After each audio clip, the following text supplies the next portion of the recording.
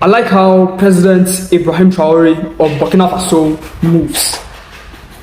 This leader, this man, is bold, courageous, and not scared to do the right thing. I wish and hope we find a president just like him to run this country for us, Ghana.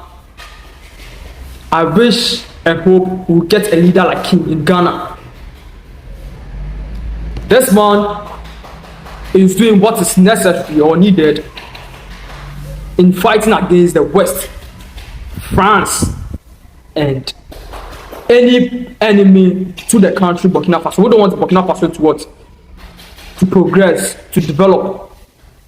And though some people won't be happy with what he's doing, I mean, some Burkinabes, some citizens of Burkina Faso, not all of them will be happy with it. Not all of them will be supportive of what he's doing.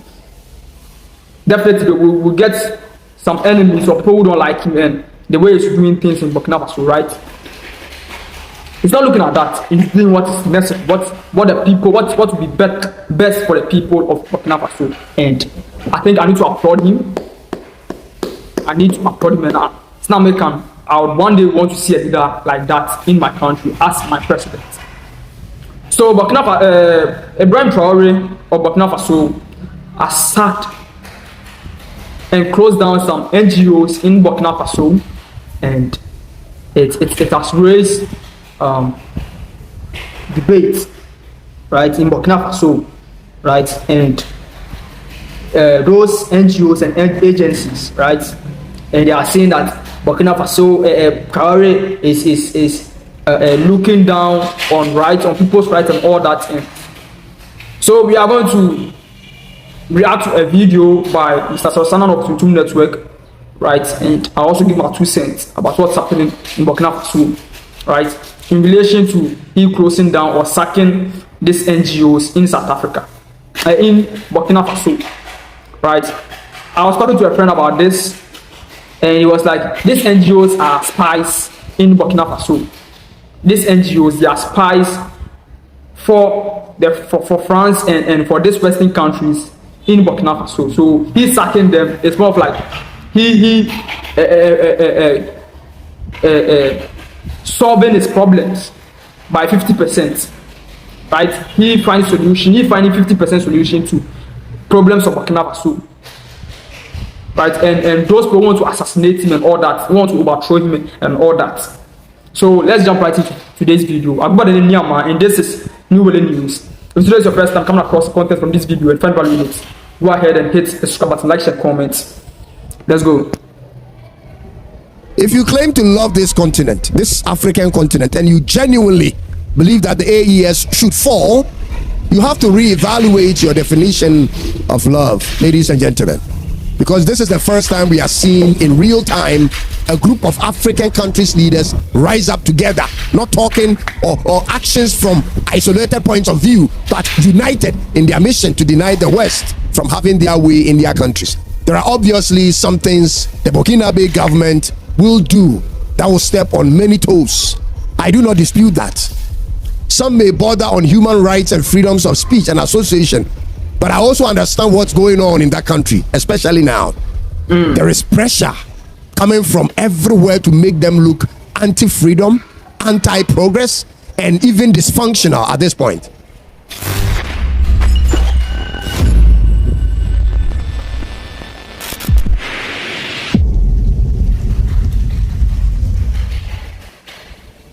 Traoré is not your regular type of leader, if you didn't know. Same goes to the rest of the leaders in the AES. You don't get to this level. Bro, let's just imagine something. Imagine Ghana joining the AES. Imagine Ghana joining the AES, Burkina Faso, Mali, and Niger, and joining the AES and fighting together, having a common goal, aim, motive in developing and progressing our individual countries. Imagine Ghana joining the AES will be a strong, fearful organization or group of countries, right? And imagine other African countries joining the AES with Ghana, like countries like Togo, right, join the AES. Nigeria joined the AES with their population orders, join the AES. Just imagine. Of authority under the current circumstances and survive for even a year, ladies and gentlemen. When America doesn't like you, France is hunting for you, jihadists are terrorizing you, separatists want to break you, and you still have to deal with those paid to remove you both in and out of your government. You don't survive. You don't just survive, ladies and gentlemen. If God were not to be with these men, he shouldn't be alive till now. He should have perished a long time ago. They are not perfect, but they are certainly very clear in their minds on their mission to break the yoke of the oppressor and start their countries on an entirely new economic trajectory. And that, ladies and gentlemen, comes with making some difficult decisions. Captain Ibrahim Traoré has shut down the operations of 118 NGOs in Burkina Faso. This happened at the... But wait, I don't know much about NGOs or foreign NGOs in a sovereign country. I don't know much about that. But 108 NGOs, foreign NGOs in Burkina Faso, are they all foreign NGOs or what? Bro, this is scary. How can you allow 108 NGOs in your country just like that to just be roaming about? What at all are they even doing? What at all are they even helping with? That's 108 different NGOs will be in your country. That's what I'm saying now. I don't know much and how they go about their things, how they operate. I don't know much about it. And I don't know how much we Ghana as a country, we even have, foreign NGOs in our country. I don't know how many they are, right? I don't know how many they are in this country. And I don't know if 108 is normal or it's abnormal. It doesn't make sense. I don't know. I can't, but I don't think it makes sense to allow 108 foreign NGOs in your country just like that, bro. What are they helping with? Part of last month. He's been in office for nearly 4 years now. He's seen all the proxies masquerading as NGOs and humanitarian organizations in his country, and has therefore, ladies and gentlemen, decided to revoke the operational licenses of many of them. On the face value, it may sound as if it is an oppression on freedom of association and speech. But, like he said in the last time, these are not regular times. These are times of war. Ladies and gentlemen, typical of me, the moment I saw the news on 2 different international media platforms, I wanted to know the real truth behind the story and not what they were saying. And so I decided to dig into the NGOs that has been banned from Burkina Faso. And here's what I found. As of last month, April, 118 NGOs had been banned in that month alone, and over 200 civil associations dissolved. But I remembered, this banning exercise didn't start this year. It goes back to 2024, when the Traoré government first suspended these international media companies. And last year, after confirming that these media companies were unfairly commenting on events happening in Burkina Faso, he finally had to ban them completely. TV5 Monday was banned. BBC Afrique, Voice of America, Le Monde, Deutsche Welle, The Guardian, and Oost France. Traoré banned all of them from operating in Burkina Faso last year. And then in last month, he extended the list to the non-governmental organizations. And here are a few names of the banned organizations. Action for Christians Against Torture, ACAT. Burkina Faso Coalition for Women's Rights. Who is torturing who? Who is torturing who? That you guys have created an organization and named it Action of Christian Action of what torture. It's International Safety Organization, Inter-African Union of Human Rights, the Awakening Circle, United Youth for a New Africa, Burkina Faso branch of the African Assembly for the Defense of Human Rights, and the rest of them, all together making 118 NGOs. And these were the main reasons for the banning of some of these organizations. Ladies and gentlemen, these are the reasons, some of them. The government demanded that all of them be re-registered and also move their bank accounts to to state-owned banks in Burkina Faso. That was the order. You have to register again under the newly passed constitutional reforms of Burkina Faso, and then you move your primary account to any of Burkina Faso's state banks. That was the order. But because majority of these organizations...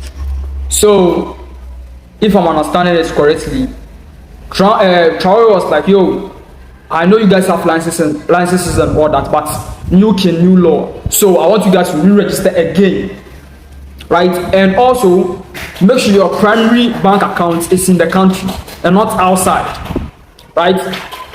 So they're coming in there to help the people. It looks like they are rather extorting from the people, because if you want to help the people, your bank account and all that should be in the country. Why is it outside of the country? Which means when you make money, you take it to that account, right? Anything that you make, whether you are stealing resources or whatever, the Burkina Faso government can't track what you are taking out of the country, because you don't have any say to go put those things in. So come re-register and bring your bank account, your primary bank account into, like the main bank account into the country. This is just simple request. I don't think this Traoré is overstepping here. No, I don't think he is overstepping here, right? Their heads are foreigners who had already left the country because of what's happening. They couldn't re-register, and therefore they couldn't continue operating. This is what's actually creating all that buzz on the news. I'll tell you this though, there are obviously some things the Burkina Faso government will do that will step on many toes. I do not dispute that. Some may border on human rights and freedoms of speech and association, but I also understand what's going on in that country, especially now. There is pressure coming from everywhere to make them look anti-freedom, anti-progress, and even dysfunctional at this point. And that's the kind of rhetoric the Western media wants us to discuss, but I refuse to focus on that. I refuse to use my voice to champion their cause. We know who the real enemy is, ladies and gentlemen. We know it's not Traoré or the other leaders of the AES. We know the games the Western media plays, how they infiltrate our systems and use our own people to destroy the good things we set out to do for ourselves. If you claim to love this continent, this African continent, and you genuinely believe that the AES should fall, you have to reevaluate your definition of love, ladies and gentlemen, because this is the first time we are seeing in real time. It's nice. It's I'm happy. It's something. It's something everybody should be happy for, to see these people, these three leaders in good health. Traoré, Chiani, and Goita in good health and doing what's necessary for the development and growth of their individual countries, bro. This is something beautiful to see. This is a beautiful thing to see, bro. This is nice. A group of African countries leaders rise up together, not talking or actions from isolated points of view, but united in their mission to deny the West from having their way in their countries. This is the first time, ladies and gentlemen. This is the first time we are seeing this in real time. I see this event like how I envision the events that happened in the days of Africa's independence. How we read about what Nkrumah did to galvanize the rest of African leaders to demand independence immediately. This is exactly the same scenario we are watching in real time, and I know posterity will vindicate them. We will all look back some 20 to 40 years from now, if God grants us life, to reminisce on these events. And I hope when that time comes, you as an African watching me today, I hope when that time comes, you don't remember yourself being on the part of those who stood in the way of our economic independence. This AES thing goes beyond personal gratification. It is not simply an egoistic decision on the part of three guys who want to conquer and take power and make money. That is far from it. If that were the case, these guys would have been exposed already. This is a fight for the future of all Africa. If these guys succeed in their mission, it will become the blueprint for how an African country can overcome the West. When this mission is achieved, ladies and gentlemen, when the AES succeeds, a new banking system will emerge. Believe me when I tell you this. A new kind of democracy or government system will also emerge. Something tailored for Afrocracy. Yeah, we should call it Afrocracy, a new democracy or a new way of governance which will emerge from this AES. We should call it Afrocracy. Yeah, man. Africans, in terms of governance, will emerge. A new way of industrialization through state participation will also emerge. Even a new educational system has the potential of emerging when these guys succeed. This is what I foresee about to unravel, and that is why I support their cause. The current systems we run have proven two outcomes all over in Africa: impoverish the masses and enrich politicians. Everywhere in Africa, this is the evidence. Champagne for few, that's water for the masses. Yeah, that's the templates the West are using to destroy African countries. Champagne for the politicians and what? Impoverish the people, and they'll use the leaders to what? They use them as puppets to control us, right? Of the democracy we have practiced. This is the exact type of democracy that's attractive to the West, because that's how they are able to come around, use our democratic systems to their advantage and have their way. Our parliaments are saddled with politicians who receive funding from all sorts of places, and they approve agreements that makes absolutely no sense. No sense. In this day and age, you have contracts signed in Africa where the state makes only 10% in profit, sometimes even lower than that. 2%, the 5%. foreign company plus the politicians take the chunk of the money. Ladies and gentlemen, why do you think things like these happen? You have contract figures overblown all the time, and the jobs don't even get done. Why do you think these things happen? Ladies and gentlemen, the AES has chosen the right route. They are carrying the cross so that we all will know how to go about it. Ladies and gentlemen, and the best thing you can do for them is to support them. It's Those just support NGOs and international media companies, for now, they are banned. They are banned, and so be it. They are spies. Have a They are mission spies, to actually. build the country. There will be no room for false information or no room for spies. If you don't like it, I'm afraid you have to wait or go elsewhere. And may the good Lord be with them. My name is Cyrus, and this is Tuntum Network in Accra, Ghana. Subscribe today if you find value on this network. I'll see you in the next one. It is bye-bye for now. Mr. Cyrus, we appreciate what you are doing, giving us insights on what's happening not only in Ghana but Africa and the world as a whole. Right? We appreciate it, and I pray for good health for you too, to keep giving us and serving us these insights, right? These videos. I pray for good health for everyone, for Africans, Ghanaian people to be, especially, and I pray for the leaders of the AES, Chiani, Traoré, and Goita, Asmi Goita, that they continue to do the good things they are doing for their individual countries. So, the next coming years, we see more greater things coming out from those countries. I go by the name Nyama, and this is New News. Hope to catch you on the next episode. I'm out.